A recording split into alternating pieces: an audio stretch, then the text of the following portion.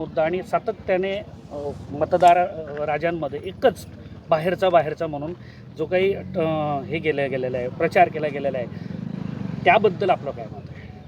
तर बघा, निवडणूक ही नेहमी मेरिटवरती लढवली जावी ह्या मताचा मी आहे.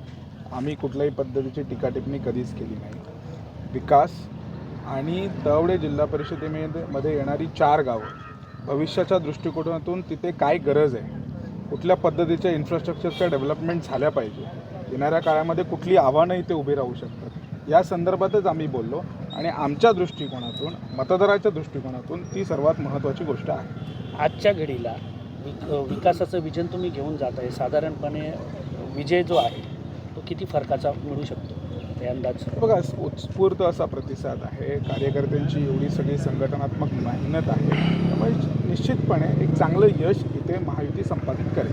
कुठच्या जिनून समस्या या मतदारसंघातल्या तुम्ही हेरलेल्या आहेत? तर बघा, सर्वात महत्त्वाची गोष्ट म्हणजे ही जी गावं आहेत ही आता गावं राहिली नाहीत, ही शहरीकरणाकडे ह्या गावांची वाटचाल झालेली आहे. त्यामुळे बाजारपेठेचं सुदृढीकरण असेल, इकडचं जे रेल्वे इन्फ्रास्ट्रक्चर असेल, आता चव्हाण साहेबांनी पालकमंत्री असताना, सार्वजनिक बांधकाम मंत्री असताना सिंधुदुर्ग जिल्ह्यातली 4 मोठी स्टेशनं, त्याचं बाहेरून इन्फ्रास्ट्रक्चर त्यांनी अपग्रेड केलं.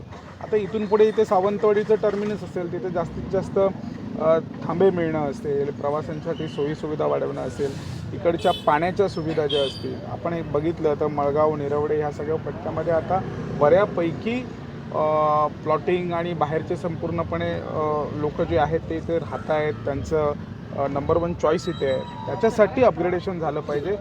पाणी आणि सर्व बेसिक ज्या इन्फ्रास्ट्रक्चर आहे त्याच्यासाठी चांगल्या पद्धतीचा निधी आणण्यासाठी आम्ही आग्रही असू. उत्सवपूर्ण मतदानाला सुरुवात होते, गर्दी पाहायला मिळते, चुरस पाहायला होते. काय इम्पॅक्ट असेल, कारण युवक पण आता मैदानात उतरलेले आहेत?